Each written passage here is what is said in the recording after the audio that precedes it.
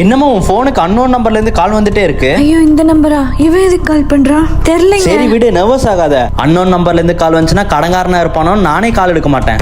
போய் வேலை பாரு. போன் அவர் கையில இருக்கே, ஒருவேளை. டேய், யாரா என் வைஃபுக்கு திருப்பி கால் அடிச்சுட்டே இருக்கிறது? பொண்டாட்டியோட எக்ஸ். ஐயோ அப்படி மட்டும் நடந்துடவே கூடாது. ஹலோ, யார் நீங்க? கால் பண்ணிட்டே இருக்கீங்க. சார் நீங்களா? சொல்லுங்க, எப்படி இருக்கீங்க? நல்ல வேலை.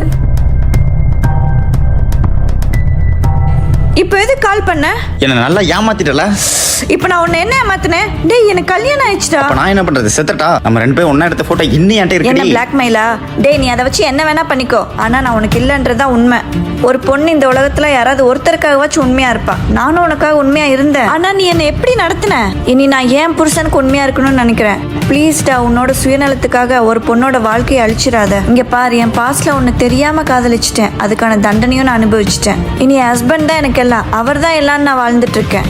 நீ என் வாழ்க்கையில வராத, நான் உன்னை பிளாக் பண்றேன், புரிஞ்சுக்கோ. என்ன மன்னிச்சிருங்க. ஏய், எதுக்குடி பழுகுற?